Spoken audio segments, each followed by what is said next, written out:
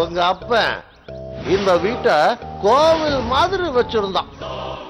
நான் கொஞ்சம் கொஞ்சமா கரைச்சு இந்த வீட்டை ஆள் இல்லாத வீட்டை மாத்திட்ட பாத்தியா?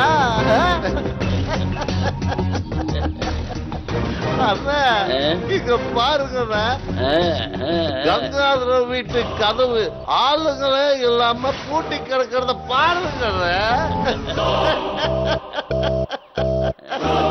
இது ஆளுங்களே இல்லாத வீடுனா இப்போ இது பேய் பிசாசெல்லாம் வாடுற வீடாயிடுச்சு. முனியனை எதிர்க்கிறவங்களுக்கு இதுதான் கதி. முனியனை எதிர்த்தா எல்லாரும் எல்லாரும் கேர் ஆஃப் பிளாட்ஃபார்ம் தான். புரிஞ்சுதா? கேர் ஆஃப் பிளாட்ஃபார்ம் தான். ஆமா, என் முகத்துல இவ்வளவு சந்தோஷம் இருக்கும்போது உங்க 2 பேர் முகத்திலேயே அது இல்லையே? சொல்லுங்கப்பா. சொக்கப்பான மாதிரி சும்மா தக தக தக தக நீ என் முகம் மின்னிட்டு இருக்கிறப்போ உங்க 2 பேர் முகம் மட்டும் ஏன் இருட்டிக்கிட்டு இருக்கு? அண்ணே, எந்த நேரத்துல வேணாலும் அப்பா வருவாருன்னு. அந்த மாதிரி வந்துட்டாருன்னா தேவையில்லாத பிரச்சனை வரும். அதனாலதான் சொல்றோம். ஆமாண்ணே, வாங்கண்ணே போயிடலாம். ஏப்பா இன்னுமா நீங்க உங்க அப்பனுக்கு பயப்படுறீங்க? உங்க அப்பன் கங்காதர செல்லா காசு, அவன் செல்லா காசா போயிட்டான். ஆமா, செல்லா காசா போயிட்டான். இந்த முனிய அவனை செல்லா காசா மாத்திட்டான். இத பாருங்க, அண்ணனும் நானும் இருக்கும்போது நீங்க எதுக்கும் கவலைப்படக்கூடாது. கவலைப்பட கூடாது, புரிஞ்சுதா? அதுலயும் உங்க அப்பனை பத்தி கவலைப்படவே கூடாது. அவன் யோகியம் இல்ல, அயோக்கியம். எனக்கு தோன்றத சொல்லட்டுமா? துர்காவும் காணாம போல, மீராவும் காணாம போல. என்னடா தம்பி புதுசா எதையோ சொல்லி குழப்புற? அண்ணா, நான் குழப்பலண்ணா, கங்காதர குழப்புறான். ஓ, பாதுகாப்பான ஒரு இடத்துல துர்காவையும் மீராவையும் ஒழிச்சு வச்சுட்டு காணாம போயிட்டாங்கன்னு டிராமா பண்றான்.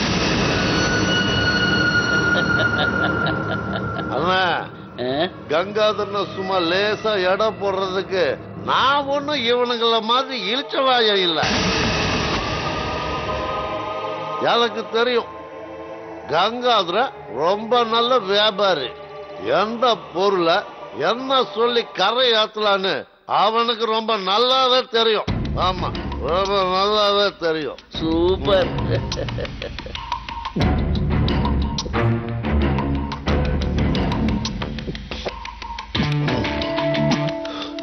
வசந்த், பிரேம், உங்களுக்கு புரியுற மாதிரி நான் ஒண்ணு சொல்றேன் கேளுங்க. துர்காவும் மீராவும் ரொம்ப சேஃபா இருக்காங்க. உங்க அப்பனை நம்பாதீங்க, புரியுதா? உங்க அப்பனை நம்பாதீங்க.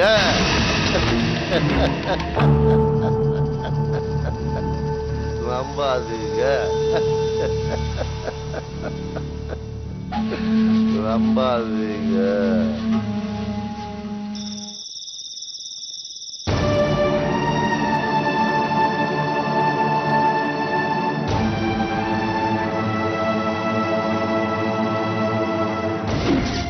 என்னப்பா இடிஞ்சு போய் உட்கார்ந்திருக்க?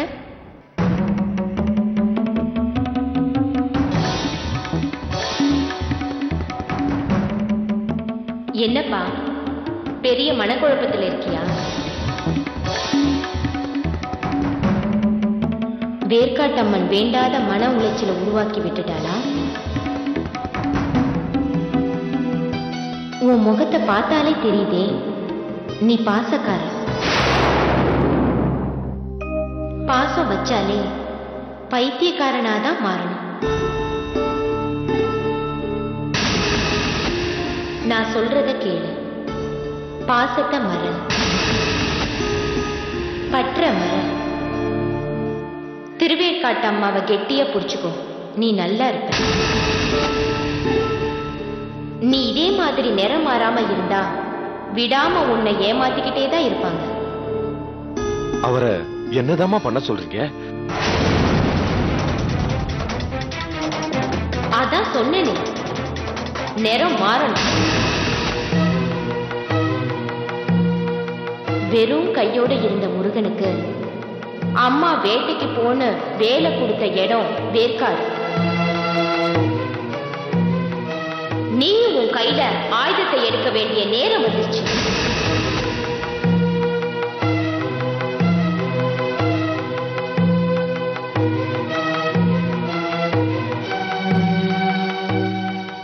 பார்த்து நடந்துக்க. வெறும் பாசம் வேலைக்காகாது.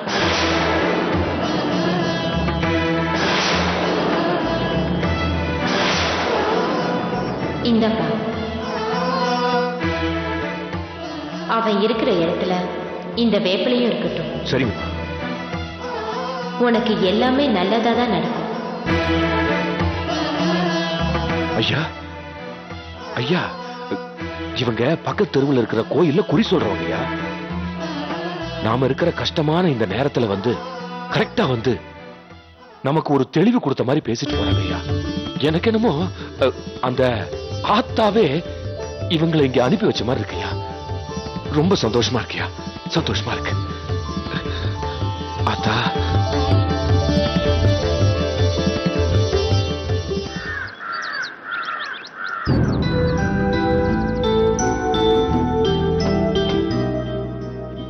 ஐயா கிளம்பலாங்க ஐயா. போலாம். இனிமே இங்க இருக்க வேண்டாம். போலாம். ஐயா நீங்க வேணா நம்ம வீட்டுக்கு போங்க ஐயா. நான் இங்கே இருக்கிறேன். வேண்டாம் வேண்டாம்.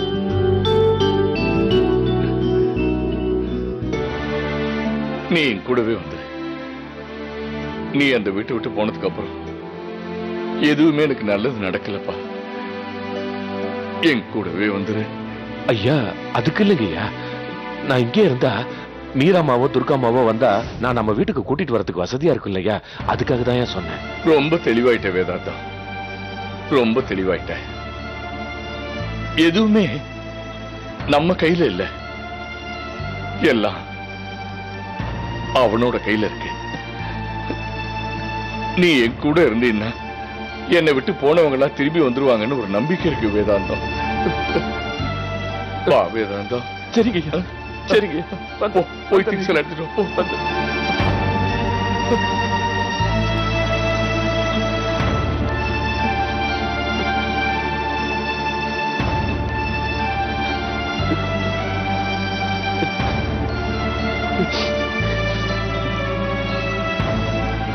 போலாம் ஐயா.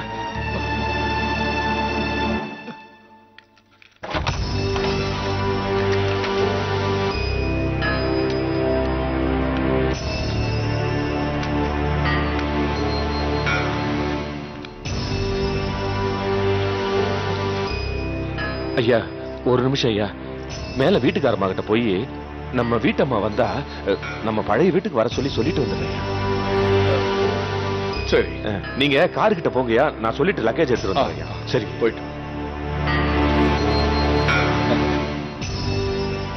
அன்புள்ள பாசக்கார,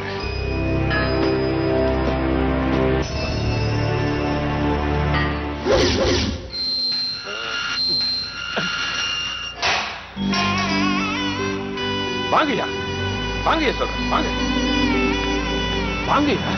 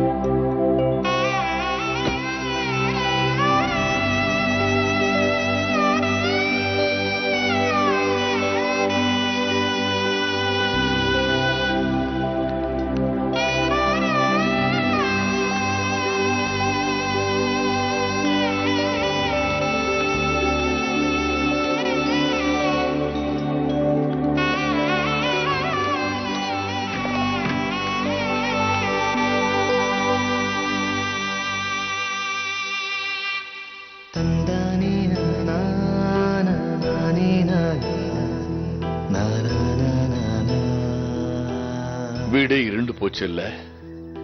ஆமாங்க ஐயா. ஒரு நிமிஷம் ஐயா. நில்ல ஐயா. என்ன விளக்கேத்தி வீட்டை வெளிச்சமாக்க போறியா? ஆமாய்யா.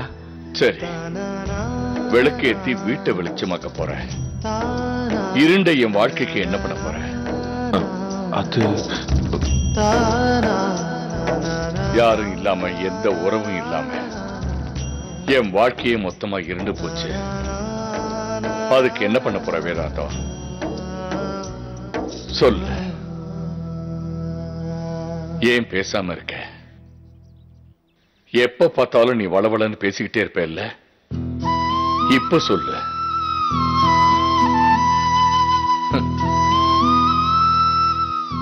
வீடு வரை உறவு, வீதி வரை மனைவி, காடு வரை பிள்ளை, கடைசி வரை யாரோ. வாழ்க்கையை உணர்ந்து கரெக்டா எழுதியிருக்காரு கண்ணதாசன். கடல் மாதிரி வீடு இருக்கு, ஆனா உறவுக்குன்னு யாருமே இல்லை. மனைவி இல்லாம வீதியில இருக்கேன். 3 பிள்ளைங்க இருக்காங்க, ஆனா நான் செத்தா கூட சுடுகாட்டுக்கு வருவாங்களான்னு கூட தெரியல. ஐயா, ஏன் அப்படி எல்லாம் பேசுறீங்க? அப்படியெல்லாம் பேசாதீங்க. எல்லாரும் வந்துருவாங்க. எப்போ சொல்லு வேதாந்தம். நான் செத்ததுக்கு அப்புறம் அவங்க பார்க்கறதுக்கு வருவாங்களா? ஐயா, அப்ப கூட என் மகன்களும் மருமகளும் என் உயிர் எப்படி போச்சுன்னு கேட்க மாட்டாங்க. நான் எழுதியிருக்கிற உயிரை எங்க வச்சிருக்காருன்னு தான் கேட்பாங்க. ரொம்ப பொறாமையா இருக்கு வேதாந்தா, ரொம்ப பொறாமையா இருக்கு. பணத்தை சம்பாதிக்காம பசங்களோட பாசத்தை மட்டும் சம்பாதிச்சு வச்சிருக்கிற 7 அப்பன்களை பார்த்தா எனக்கு ரொம்ப பொறாமையா இருக்கு. இப்படி ஒரு அநாத வாழ்க்கை வாடுறதை விட செத்து போயிடலான்னு தான் தோணுது. ஐயா, வேண்டாம் ஐயா, அப்படியெல்லாம் பேசாதீங்க. நான் பேசல வேதாந்தம், வார்த்தைகள்ல தானா வருது. வாழ்க்கை கசந்து போனா வார்த்தைகளும் கசப்பா தானே வரும். நீயே சொல்லு. ஒரு 8 மாசத்துக்கு முன்னாடி இந்த வீடு எப்படி இருந்துச்சு? மகன்கள், மருமகள்கள், பேரம் பேத்திகள், மனைவி எல்லாரும் இருந்தாங்க. ஆனா இப்போ யாருமே இல்ல, போயிட்டாங்க. எதுக்காக போனாங்க? பணம். பணம், பணத்துக்காகத்தான் போனாங்க.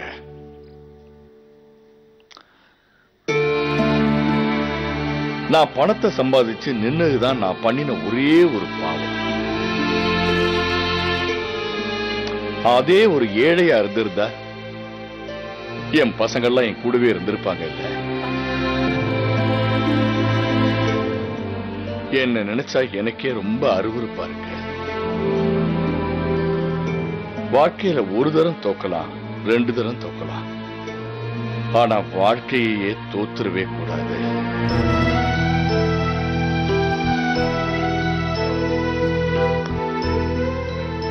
தோத்துருவே கூடாது.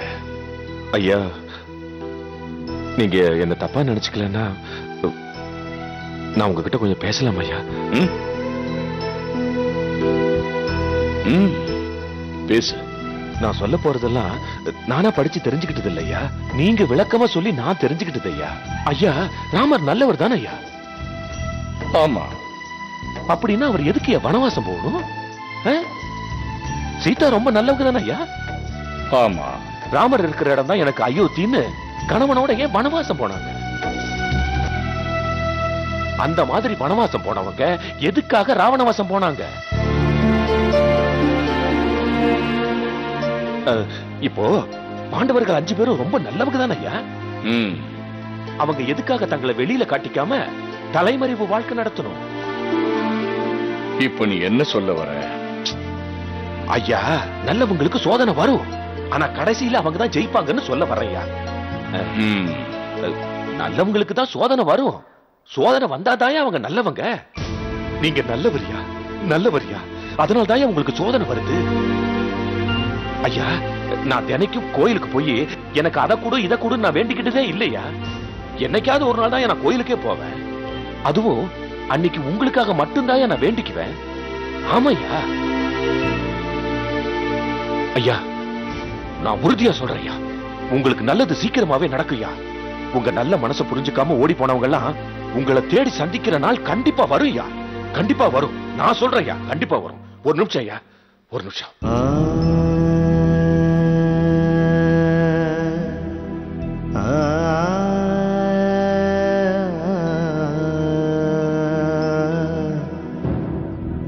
ஐயா, ஏதோ இந்த வேலைக்காரனால முடிஞ்சது, இந்த வீட்டை மட்டும்தான் வெளிச்சமாக்க முடிஞ்சது.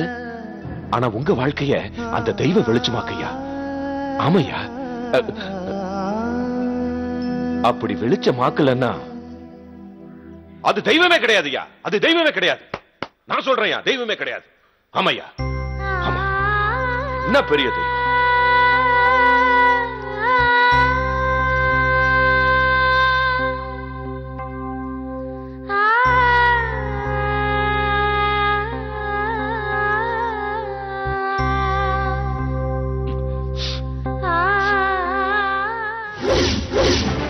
நீங்க என்ன சொன்னாலும் சரி, நாங்க திருப்பி போறதா இல்ல. ஆமா, நான் திரும்பவும் அவர் வாழ்க்கைக்குள்ள போறதா இல்ல. நான் அவரை கல்யாணம் பண்ணதே யாரும் சொத்துக்காக பிரிஞ்சு போயிடக்கூடாதுங்கிறதுக்காக தான். ஆனா அங்க நடந்ததே வேற. பசங்க பிரிஞ்சு போனது அவங்களோட பைத்தியக்காரத்தனம் தோணினா, அப்ப நீ பிரிஞ்சு போனது உன்னோட பைத்தியக்காரத்தனம். ஏய், என்னடி இவ? எனக்கு ஒரு வழி தெரியலன்னு சொல்லிட்டு இருக்க, இவளுக்கு புரியவே மாட்டேங்குது. நானும் உனக்கு எதிராக தான் சொல்லுவேன் துர்கா. அவரை மன நிம்மதி இல்லாம பண்ணிருக்க. ஆரம்பத்துல அப்படித்தான் இருக்கும், போக போக பழகிக்குவாரு. நீ சொல்றது உனக்கே நல்லா இருக்கா? நான் தான் சொல்றேன்ல, போக போக பழகிக்குவாருன்னு. போக போக பழகிக்க. உங்க உறவு என்ன சாதாரண உறவா? உனக்கும் அவருக்குமான உறவு கணவன் மனைவிக்குமான உறவு, மறக்கவே முடியாது. மறக்கணும், மறந்துதான் ஆகணும், வேற வழி இல்ல. அவரோட 3வது பையன் நேருக்கு நேரா இவங்க இல்லனா நாம ஒன்னா வாழலாம்னு சொல்றப்ப நான் எப்படி வெக்கம் கெட்டு அவரோட சேர்ந்து வாழ முடியும்? அவர் எதுக்காக என்ன கல்யாணம் பண்ணாரு? பசங்க பிரிஞ்சு போகாம நான் பாத்துக்க வேண்டியதுக்காக தானே. ஆனா பிரிஞ்சு போன பசங்க அவரோட ஒன்னா சேர்ந்து வாழறதுக்கு என்ன பலி கேக்குறாங்க? அதான் நான் வெளியில வந்துட்டேன். இருக்கிறதுலே பெரிய சந்தோஷம் அடுத்தவங்களை சந்தோஷப்படுத்தி பாக்குறதுதான். இப்ப நான் அதைத்தான் பண்ணிட்டு இருக்கேன். அதுக்காக உன் சந்தோஷத்தை பறி கொடுக்கணுமா? அவருக்காக நான் என் உயிரை கூட பலி கொடுக்க தயாரா இருக்கேன்.